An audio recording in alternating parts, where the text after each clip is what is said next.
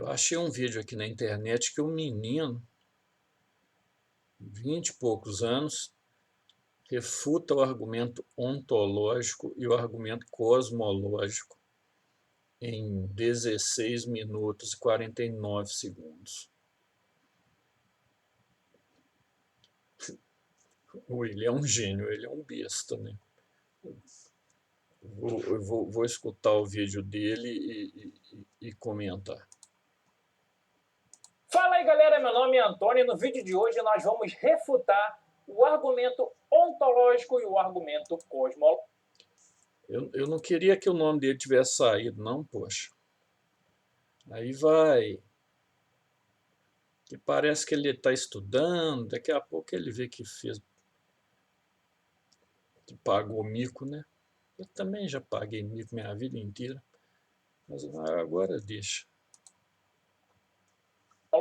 Então galera, se preparem que o vídeo deve ser um pouco complicado, mas vamos com calma que a gente entende. Galera, esses argumentos a princípio parecem ser complicados, mas como a gente vai analisar com calma, acredito que vai ficar fácil para que todos entendam.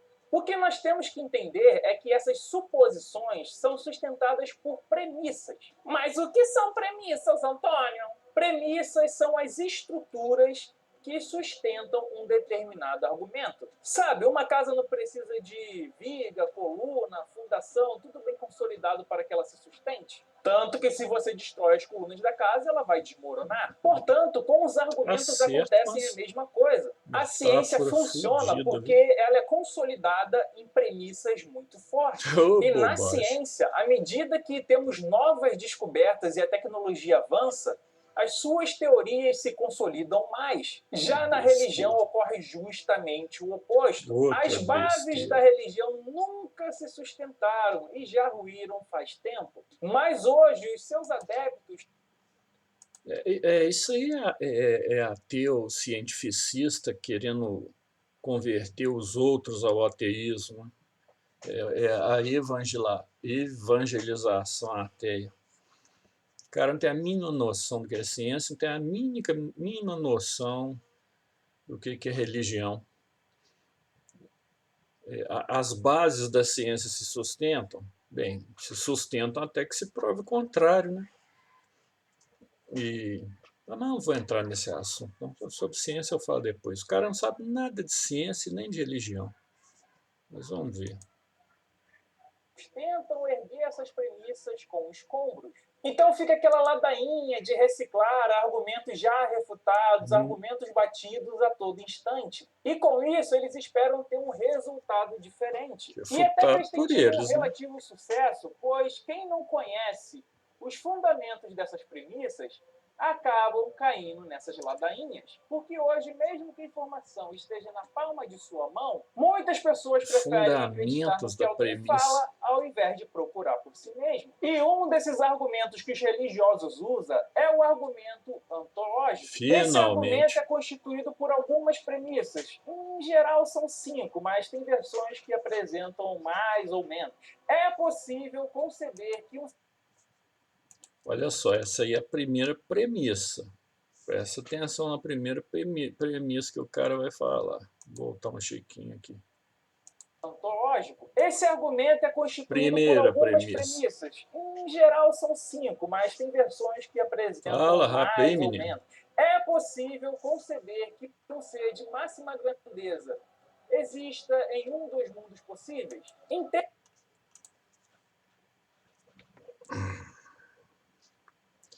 Bem, dizer que um ser de máxima grandeza existe só em um dos mundos possíveis é um erro, né? Porque senão não seria um ser de máxima grandeza. Para ser um ser de máxima grandeza, ele tem que existir em todos os mundos possíveis. E a premissa é possível imaginar, né, conceber que um ser maior do que tudo mais existe em um mundo possível? Bem, é possível conceber desde que se faça essa ressalva. Se ele é um ser de máxima grandeza só em um mundo possível, então ele não é um ser de máxima grandeza. Que se um dia esse menino aí, se você escutar esse vídeo, menino, me passa o lugar em que você conseguiu a formulação desse argumento. Formulação fodida. Você é alguém que conhece ele, se por acaso vê esse vídeo que eu estou fazendo, faz esse favor de pedir isso para mim. Achei muito fraca essa premissa, a formulação da premissa, não a premissa em si. Quer dizer, vamos continuar. Tendo o seguinte, para esse argumento, mundos possíveis é um cenário hipotético que você consegue imaginar. Por exemplo, imagine uma versão desse mundo onde exista unicórnios. Então, na concepção desse argumento, quando você pensa em um ser de máxima grandeza, você quer pensar no maior ser possível. E nessa questão eles tentam anular aquele retrocesso infinito do eu consigo imaginar um ser maior do que o Deus, eu consigo imaginar um Deus mais poderoso do que o Deus que criou Deus. Porque eles falam que o ser de máxima grandeza é o maior de todos eles. Então, se você consegue conceber um Deus maior que Deus, então esse é o ser de máxima grandeza. Entendido?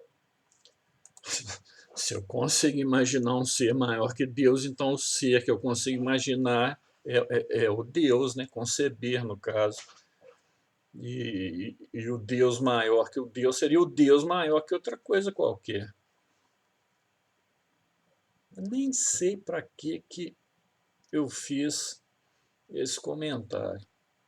Eu não gosto de editar vídeo, vai ficar assim mesmo. Então, na segunda premissa, nós temos: se é possível que um ser de máxima grandeza exista em um mundo possível, então um ser de máxima grandeza existe em um mundo possível. Se vocês que estão escutando ele falar e não entender nada, não preocupa não, gente. Esse argumento ontológico formulado desse jeito é uma porcaria mesmo. Eu queria saber quem que formulou. Tem várias formas de formular o argumento ontológico. Essa aí está muito esquisita. Não sei por que a pessoa está colocando o mundo possível na história toda. Podia simplesmente falar mundo, né? Esse mundo nosso. A terceira premissa é o seguinte: se um ser de máxima grandeza existe em um mundo possível, logo ele existe em todos os mundos possíveis. A quarta premissa diz o seguinte: olha, essa terceira premissa, na verdade, deveria ser a primeira, né? É óbvio que um ser de máxima grandeza, se ele existe em um mundo possível e ele é um ser de máxima grandeza, então ele existe em todos os mundos possíveis.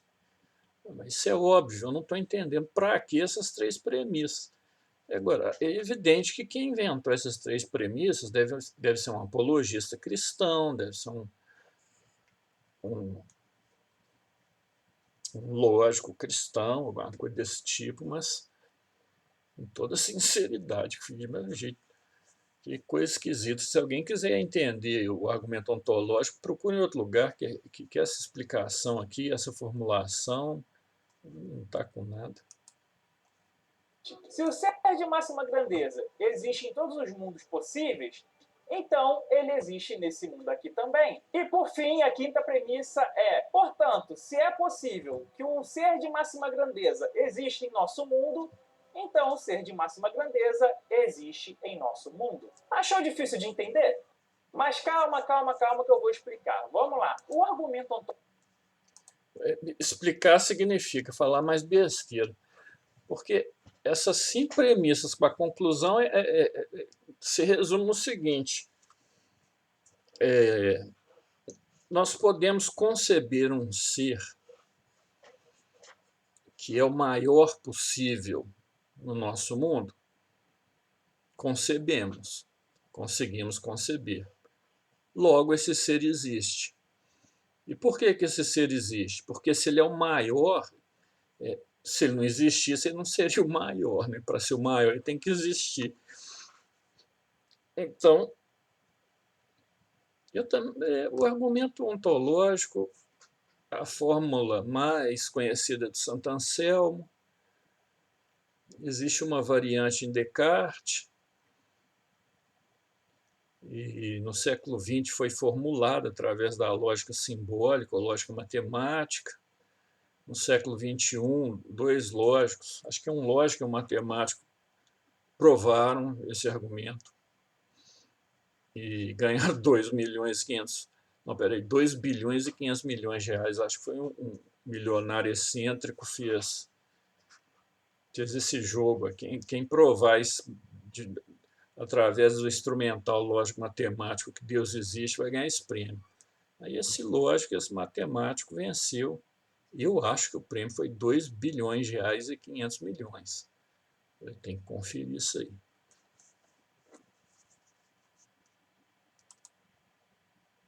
Ontológico nada mais é do que um jogo de palavras rebuscado. Por esse motivo, esse argumento costuma embaralhar a mente das pessoas que não entendem o seu conceito.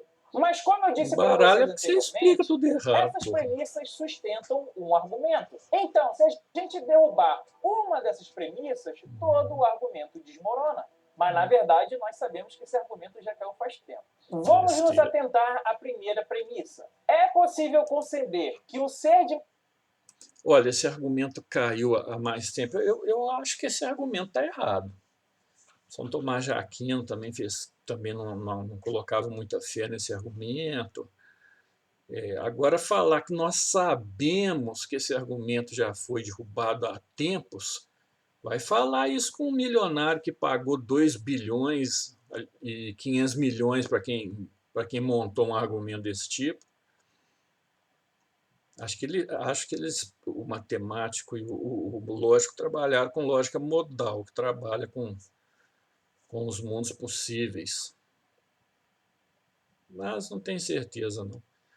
Ou melhor, se você descobrir isso, não liga para o cara, não. Não é sacanagem, pô. O lógico e o matemático lá ganhar 2 bilhões de reais, depois você vai querer tirar o dinheiro deles, deixa o milionário acreditando que o pessoal provou mesmo, né? E, bem, acho que provou. Não li o artigo, nem li o texto, o livro desse. Um dos filósofos escreveu um livro explicando minuciosamente, um dos lógicos, né, escreveu o livro explicando minuciosamente o argumento. Um livro de 1000 e tantas páginas, e com a inflação de hoje deve estar uns 5 mil reais. Eu não vou comprar isso aí, não. Bem, então falar que, assim, eu mesmo tenho dúvidas sobre esse argumento, eu acho que tem falhas nele, mas falar que ele caiu faz tempo, que é só um jogo de palavras, isso aí é coisa... nem sei, coisa de quê? Coisa desse menino aí. máxima grandeza exista em um mundo possível, o que muitas pessoas, muitos amigos religiosos não entendem é que essa primeira premissa ela é autorrefutável, porque é simplesmente impossível que seja concebido um ser de máxima grandeza. Ou, do contrário, ele não seria um ser de máxima grandeza. Calma que eu vou explicar. A mente... Eu estou muito calmo.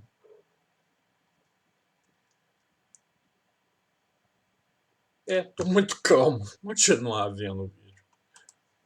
Humana, ela é limitada. Logo, se eu consigo conceber um ser de máxima grandeza, este não é de máxima grandeza. Por exemplo, você consegue conceber uma cor que nós seres humanos não somos capazes de enxergar? Você consegue conceber a existência de algo antes da existência do espaço? O menino está confundindo conceber com imaginar. De fato, nós não conseguimos imaginar um ser de máxima grandeza, mas conceber nós conseguimos. Conceber está na área conceitual, e não na área imaginativa. Eles não sabem a diferença de imaginação para conceito abstrato, né?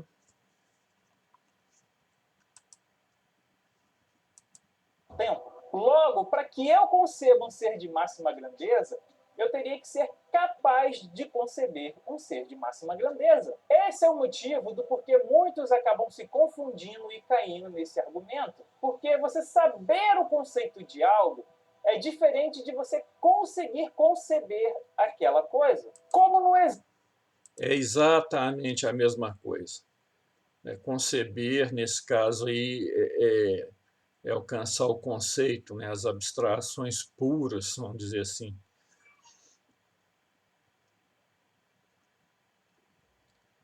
E, bem, o Descartes resolve esse problema. Ele fala assim, ó, de fato, o ser humano não consegue ter a ideia do ser.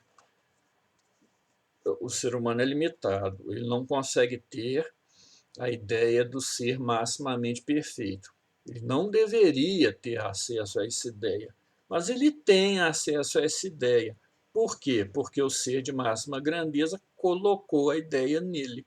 Logo, o ser de máxima grandeza existe. Então, esse argumento aí derruba o outro, mas não derruba o de Descartes, né? Pelo visto, esse menino nem sabe quem foi Descartes. Exemplo que eu dei das cores. Você sabe o que cor significa, mas você não consegue conceber uma cor que nós, seres humanos, não somos Não capazes de consegue enxergar. imaginar. E o mesmo vale para as dimensões. Você sabe o que uma dimensão significa. Por exemplo, altura, largura, profundidade. São exemplos de dimensões e você sabe o que é. Mas você não consegue conceber Consegue uma conceber, sexta dimensão, consegue tranquilamente, não consegue imaginar. Sexta dimensão? Portanto, Claro, meu o que filho. seria um ser de máxima grandeza? Um ser de máxima grandeza seria um ser que está ali. Claro, meu Deus do céu, eu consigo conceber um objeto de 1000 dimensões. 1000 dimensões. É só vocês fazerem um plano cartesiano com 1000 eixos.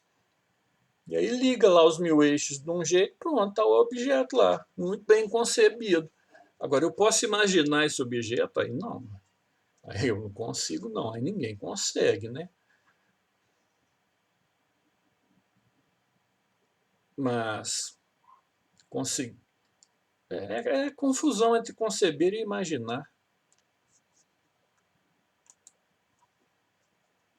Além de todas as compreensões humanas, e ele é, na verdade, inconcebível. Por exemplo, um ser de máxima grandeza teria que existir além das dimensões, pois se ele Existe. criou as dimensões, o Exatamente. espaço, o tempo, tudo isso, ele tem que existir além destes para os criar. E Exatamente. você nunca vai conseguir conceber algo na inexistência, pois se... É óbvio que nós. Como que a gente vai conceber algo na inexistência? Se é algo, já não está na existência mais, né? Já é existente. E depois você fica falando que o argumento é um jogo de palavras. É você que está fazendo jogo de palavras. Como que alguém vai conceber algo na inexistência se algo, por definição, é aquilo que existe? Agora, conceber algo na inexistência seria conceber algo inexistente. Mas aí é imaginação mesmo. Se é algo, logo é existente. existe algo em algum lugar, logo a inexistência não existe. É Esse é um evidente. conceito tão complexo de se Complexo, entender que eu vou lhe dar excessivo pra mais alguns exemplos. cacete. Por exemplo, em um mundo possível de duas dimensões, Complexo, meu Deus do céu. Isso é fácil demais. Olha só, se algo existe, logo nada não existe. Se algo existe, a inexistência não existe. Isso é fácil demais, gente. Que complexo que é esse? Nada que o nada absoluto, né? O nada relativo pode existir. Por exemplo, você abre uma gaveta, alguém pergunta assim, essa gaveta tem uma tesoura dentro? Você abre a gaveta e não acha tesoura nenhuma, fala, não, não tem nada aqui não. Esse é um nada relativo. Dentro da gaveta tem papel, tem lápis, tem caneta, tem bactéria, tem poeira, não tem a tesoura. Aí você fala, não, não tem nada nessa gaveta não. Se não tiver objeto nenhum, lá dentro vai ter ar, vai ter poeira, vai ter micróbio. Mas você abre a gaveta e fala, a gaveta está vazia, não tem nada aqui não. Tem sim, tem ar ali dentro. O nada relativo, existe. Agora, o nada absoluto, não.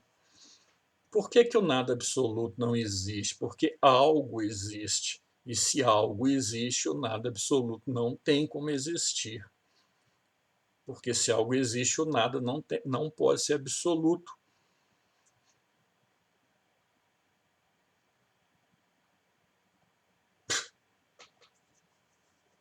Isso é extremamente difícil de entender. Você consegue imaginar um quadrado. Em um mundo possível de 3 dimensões, esse quadrado seria um cubo. Mas e em um mundo possível de 6 dimensões? Você já não consegue conceber. No nosso mundo... Consigo conceber, eu não consigo imaginar, é diferente. Nós concebemos o vermelho, verde, amarelo, mas em um mundo possível? Você consegue conceber uma cor que a gente não consegue enxergar? No nosso mundo existe o círculo e o quadrado, mas em um mundo possível? Não. Você consegue imaginar um círculo quadrado? Então eu vou te fazer uma pergunta. Você consegue conceber um ser de... É de fato o círculo quadrado, não consigo nem imaginar nem conceber. É porque, por definição, círculo é círculo e quadrado é quadrado. Isso é por definição. Agora ele vai fazer uma pergunta que crucial. Nós concebemos o vermelho, verde, amarelo, mas em um mundo possível? Você consegue conceber uma cor que a gente não consegue enxergar? No nosso mundo existe o círculo e o quadrado, mas em um mundo possível? Você consegue imaginar um círculo quadrado? Então eu vou te fazer uma pergunta. Você consegue conceber um ser de máxima grandeza além das nossas dimensões? A resposta é não! Então a resposta da primeira premissa é não. Nós não conseguimos conceber um ser de máxima grandeza em um dos muitos mundos possíveis. Agora, vamos dar o checkmate nessa premissa. Você consegue conceber a não existência de nenhum ser de máxima grandeza em um dos muitos mundos possíveis? Não. Sim, é claro que sim. Por exemplo, em nenhum dos muitos mundos possíveis é possível haver um círculo quadrado. Portanto, ele não existe. Se eu consigo conceber um... Peraí que eu vou ouvir isso que ele falou de novo. Eu acho que eu escutei errado.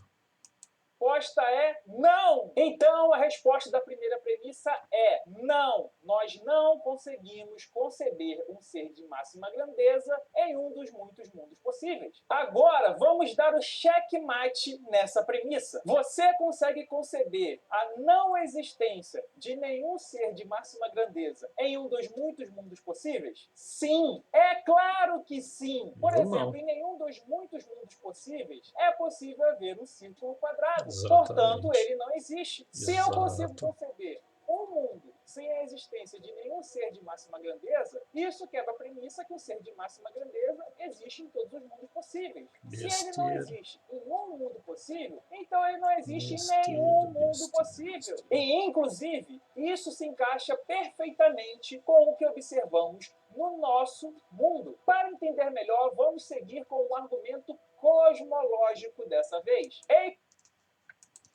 Olha, eu nem sei o que dizer, viu? Deus abençoe o menino, Deus ilumine.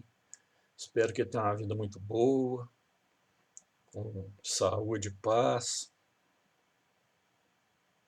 E também ele vai crescer, né? Vai estudar e depois ele até deleta esse vídeo. Esse menino, ele deletou 2 vídeos já. Eu ia fazer um comentário sobre 2 vídeos que ele colocou. Primeiro, ele colocou uma medalhinha que foi descoberta no século XIX, se não me engano, com uma imagem de Orfeu crucificado. Tinha imagem de um sujeito crucificado, estava escrito Orfeu. Aí ele apresentou e falou assim, olha aqui, gente, um Deus crucificado antes de Jesus. Só que aquele achado arqueológico era uma farsa. O mundo dos objetos arqueológicos, se alguém quiser entrar no mundo negro, se você achar uma peça valiosa e querer vender para um sujeito milionário, um bilionário excêntrico, você consegue um dinheirão com aquilo. Tem até uns filmes na Netflix, documentário.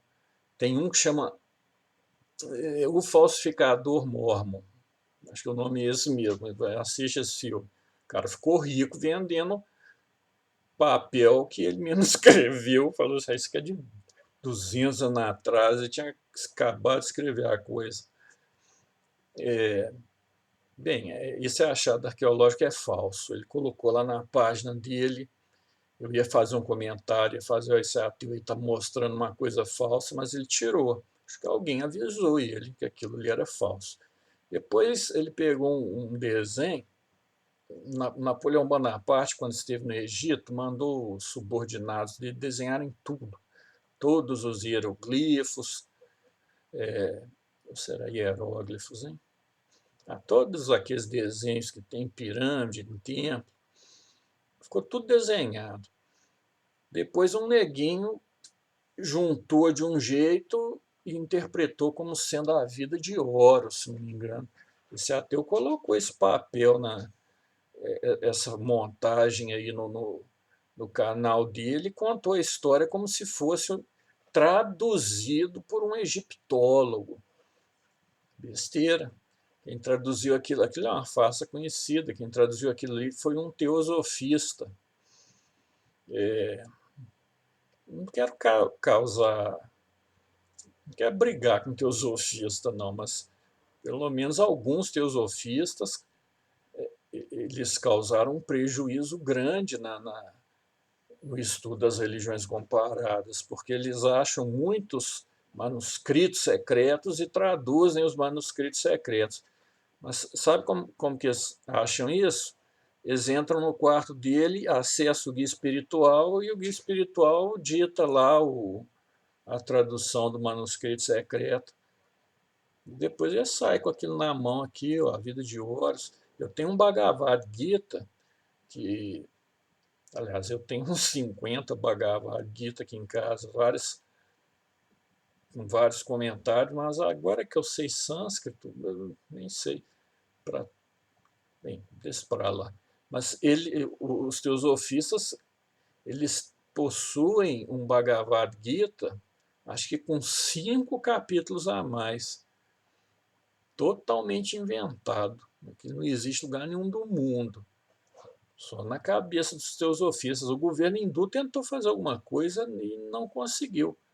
Que eu saiba, pelo menos até um tempo atrás, esse Bhagavad Gita falsificado não, os 18 capítulos os originais estão ali mesmo, às vezes acrescentam 5 capítulos que não tem nada a ver com nada, velho. Puta merda. Você muda de assunto completo. E aí ele colocou essa fraude lá no canal dele. Eu ia comentar, mas ele tirou. Por isso que eu estou dizendo, acho que ele tem boas intenções. Alguém deve ter falado para ele, tira essa vergonha daí. Você vai ficar fazendo papel de palhaço, colocando falsificação na sua página, no seu vlog. Aí ele foi e tirou. Sinal que ele é sincero, né? Então, vamos escutar o restinho aqui. Este apresenta 3 premissas básicas. Primeiro, tudo que começa a existir tem uma causa. Segundo, um ser de máxima grandeza, isso quebra a premissa que o ser de máxima grandeza existe em todos os mundos possíveis. Se ele não existe em um mundo possível, então ele não existe em nenhum mundo possível. Bem, isso aí é um erro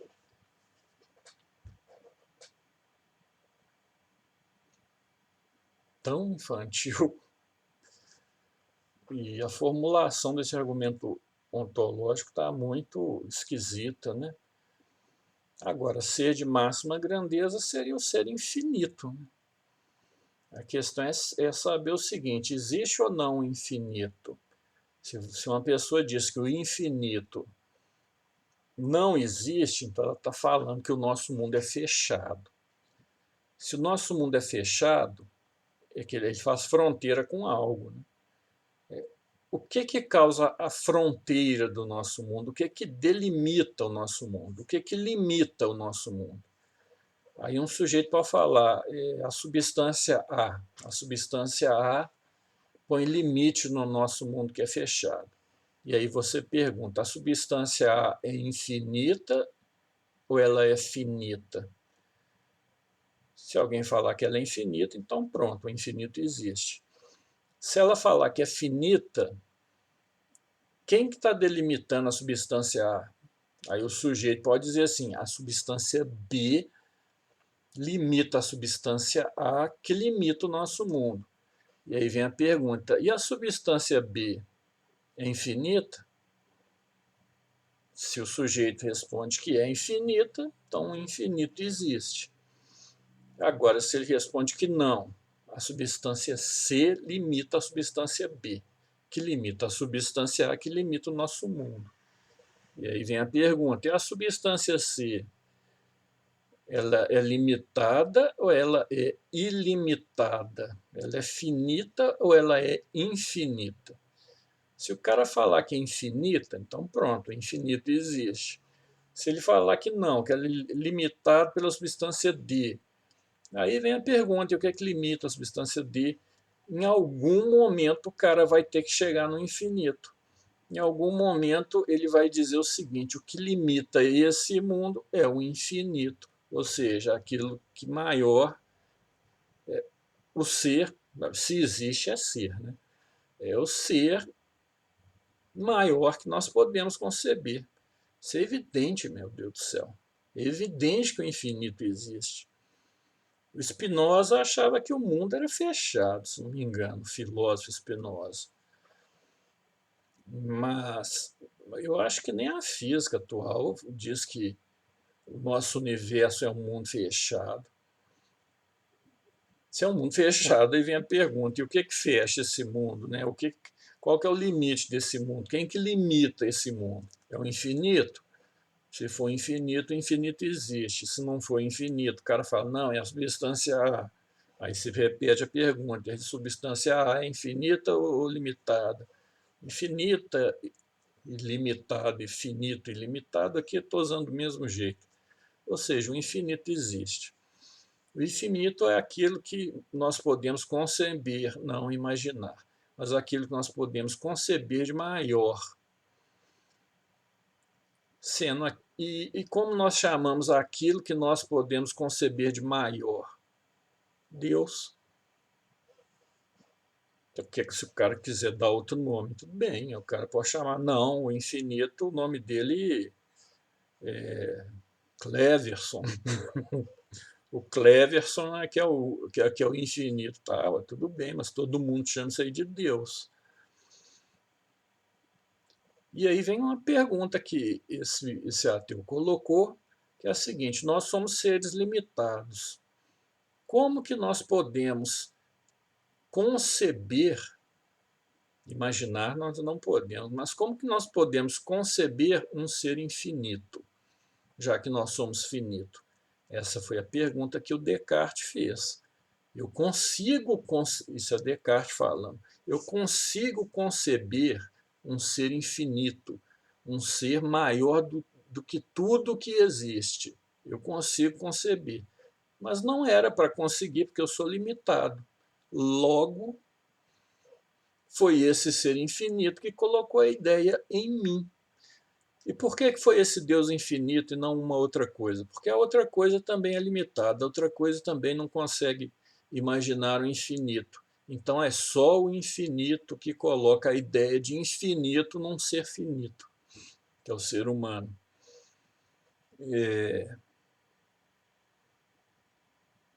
Ou seja, se a pessoa concebe Deus, logo Deus existe, porque para um ser limitado conceber Deus só pode acontecer porque Deus coloca no ser limitado a ideia de Deus. E o menino nem sabe disso. E não sabe nem da distinção entre imaginar e conceber. Isso foi 7 minutos e 52 segundos que ele dizia, ele que refutou o argumento ontológico de uma forma maravilhosa. E ele até diz uma coisa que todo mundo aqui já escutou, que foi assim, você consegue não conceber um ser maior do que todos os outros em um mundo possível? Bem, se alguém diz que sim, então vai ter que falar que esse mundo possível é um mundo fechado. E quem que fecha esse mundo? Quem que limita esse mundo? Então ele não sabe imaginar, não tem como, ele não sabe conceber, né? Ele não sabe de nada. Resumindo, é isso, ele não sabe de nada. Esse argumento cosmológico eu comento depois, se for o caso.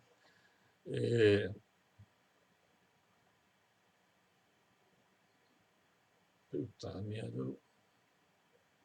É isso, né? O mundo está cheio disso agora. Agora não, no começo da década, da primeira década do século, apareceu também, ou melhor, antes um pouco disso, um site chamado Sociedade Terra Redonda. Um monte de menino igual esse, falando a mesma besteira.